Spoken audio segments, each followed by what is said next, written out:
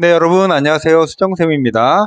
지난 시간에 수리논술 전형 방법하고 수능 최저학력 기준에 대해서 총정리를 해드렸고요. 그거 안 보신 분은 그거 먼저 보고 오시면 될 것 같아요. 오른쪽 상단에 클릭하시면 앞에 내용 보실 수 있고요. 오늘은 수리논술 출제 범위하고 출제 경향, 어떻게 출제하는지에 대해서 최근 3개년 정도의 자료를 가지고 여러분들께 설명을 드릴까 합니다. 먼저 알아두실 내용은 오늘 내용은 일반 자연계열에 해당되는 내용이고 의학학 계열이나 약수령 논술은 별도의 지면에서 따로 한번 설명을 드릴게요. 두 번째는 제가 소수의 인원과 함께 이 자료를 정리하다 보니까 수시 모집 요강에 확정된 내용을 바탕으로 하는데 숫자에 관해서 약간의 오류가 있을 수도 있다. 그래서 그런 오류들은 댓글 최상단에 수정해 놓거나 이 자료에 수정을 해 놓을 테니까 확인을 해 두시면 좋겠고요. 자, 그럼 시작할게요.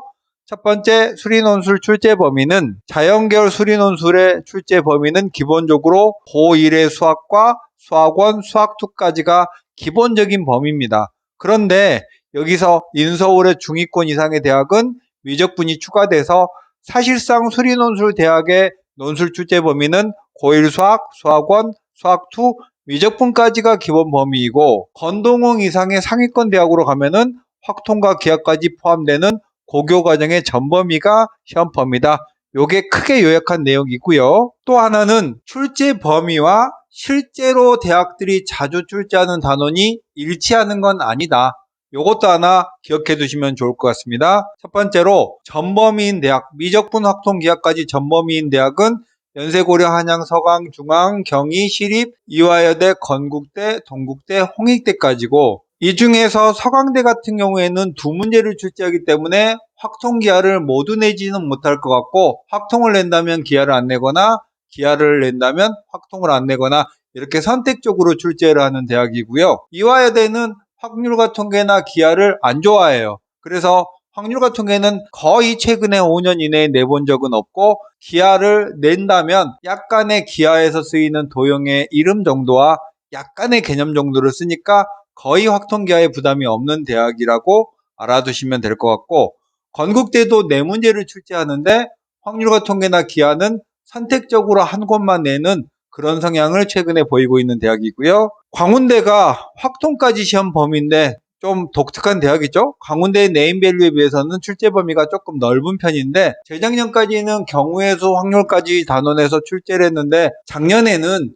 확률과 통계의 뒷부분의 단원을 출제해서 확통을 어느 정도 해야지 광운대를 지원하고 합격할 수 있겠구나라는 생각이 들었고요. 기본적인 대학은 대부분의 대학은 미적분까지 출제하는 대학교가 이렇게 많습니다. 이 중에서 카톨릭대 같은 경우에는 작년부터 미적분이 추가됐고 부산대는 원래 미적분, 기하 이렇게 출제를 하다가 기하를 삭제하고 이제 착한 미적분 대학이 됐고요. 경북대는 3문제 출제하는데 수학 2문제하고 교과목 통합이라는 이름을 가지고 있는데 통합과학과 물화생지 원과목 정도를 출제하는 과학 문제가 하나 있는데 작년 같은 경우에는 통합과학과 물리, 화학, 지구과학의 내용들이 포함되어 있었습니다. 그리고 일반 자연계열의 수학 1, 2까지 시험 보는 대학은 항공대 이학계열, 덕성여대, 성균관대, 건국대 KU자율전공, 경기대, 서울여대가 있는데 서울여대는 올해 작년까지 통합과학 시험을 보다가 올해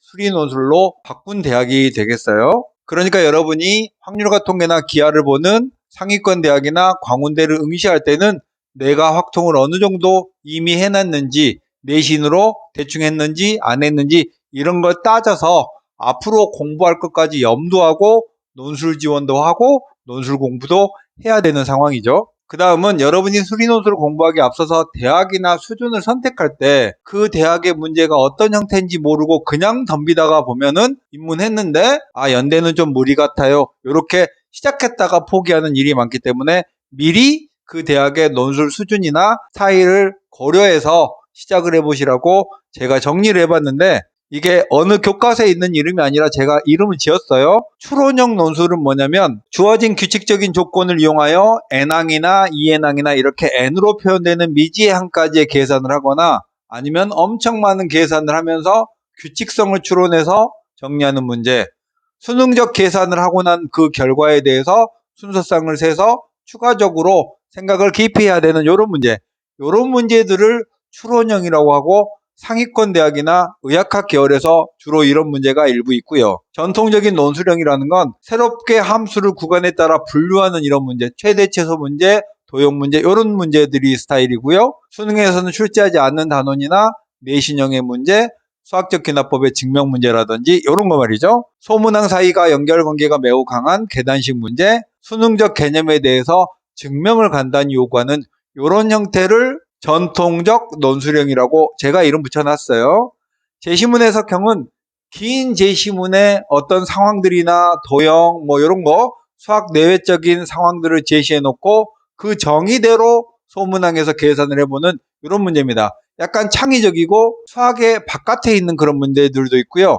제시문이 길고 문장의 이해력이 충분해야지만 해석할 수 있기 때문에 상당수의 학생들이 이런 유형의 문제들을 읽는 것 자체로 힘들어하는 이런 제시문 해석형 문제가 있고요. 수능심화형은 문제의 대부분은 수능에서 여러분이 느낄 수 있는, 이미 알고 있는 그런 개념들을 이용한 그런 문제들이 최근에 늘어나고 있고, 대신 기호가 많고 계산 과정이 복잡하고 실수할 가능성이 많도록 문제가 제작돼 있고, 또 한 문제 안에서 미적, 확통, 기하가 연결되어져 있는 이런 문제들도 출제를 하고 있고, 쉬운 수능 유형이라는 건 말 그대로 수능과 거의 똑같은 보통 약수령 대학이 이런 스타일의 문제예요. 이런 것들을 각 대학이 문제 안에서 여러 가지 형태로 결합해서 출제를 하고 있는데, 제가 이 아래 표들을 다 읽어드릴 수는 없고 두 개만 설명을 해드리자면, 연세대는 추론형 문제를 한 30%, 전통적 논술형 문제를 50%, 수능 유형의 심화 문제를 한 20% 정도 출제했다. 작년과 재작년 정도의 경향성을 제가 요약해 놓은 겁니다. 하나 더 보자면 서강대 같은 경우에는 전통적인 논술의 형식 문제가 40%, 수능 유형의 심화 문제가 60% 정도 출제가 되고, 쉬운 수능 문제나 추론형 문제나 제시문이 결합된 이런 문제들은 잘 내지 않는다. 이런 식으로 여러분이 이 표를 이해하시면서 보면 되겠고, 중하위권 대학으로 가면 갈수록요, 이제 수능 심화형 문제나 쉬운 수능 문제가 일부가 결합되어 있어서 이런 대학의 문제들을 여러분이 본다면 할만해요 라는 느낌이 들 거고, 상위권 대학으로 가면은 전통적인 논술형 문제나 추론 문제들이 포함되어 있기 때문에 접근 자체가 어렵고 주눅들 수 있는 그런 상황의 문제들이 출제가 됩니다. 이 표를 보시고 그런 걸 이해해 보시라고 제가 한번 만들어 봤고요. 작년에 출제됐던 단원들을 정리해보면, 아까 앞서서 출제 범위를 설명드렸잖아요. 그 범위에 따라서 작년에는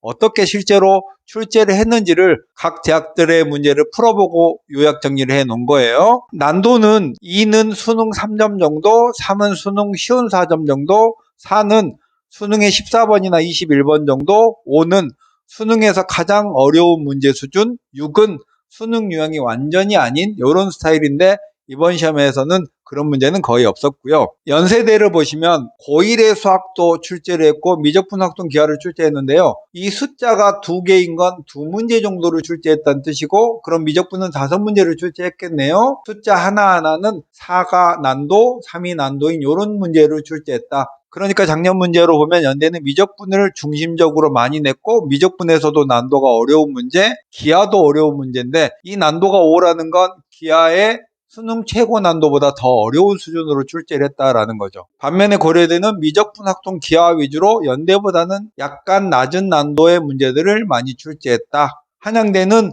고르게 출제를 하면서 역시 미적분의 중심축을 두고 있고, 미적분에서는 꽤나 어려운 문제도 연대에 거의 버금가거나 오히려 문제 하나로 보자면 연대보다 더 어려운 문제도 있었어요. 성균관대는 미적분 확통 기하가 출제 범위가 아니다 보니까 고1 수학 수원 수투에서 출제를 했는데, 전통적인 논술형 문제와 수능의 심화 형태의 문제들을 출제하면서 난도가 역시 꽤 높은 수준을 유지하고 있습니다. 이렇게 여러분들이 이 표상에 숫자의 개수가 문항수, 숫자의 크기가 난도, 이렇게 해서 대학들이 이렇게 출제를 하는구나, 내가 확통을 잘하니까 어디를 지원해야지, 나는 기하를 못하니까 어디를 지원하지 말아야지, 이런 느낌을 간단하게 잡아보라고 정리해 놓은 표입니다. 아래로 내려갈수록 이제 수능 쉬운 4점이나 수능 3점 문제 수준이 많이 보이고 있죠. 대체로 상위권 대학은 논술 문제도 어렵고 하위권 대학은 논술 문제도 좀 쉽다, 이런 느낌으로 전체적인 흐름을 가지고 있고, 여기서 예외인 대학들이 세종대나 단국대 같은 경우에는 논술 문제가 꽤나 어렵다, 이런 식으로 여러분이 이해를 해 두시면 좋겠습니다.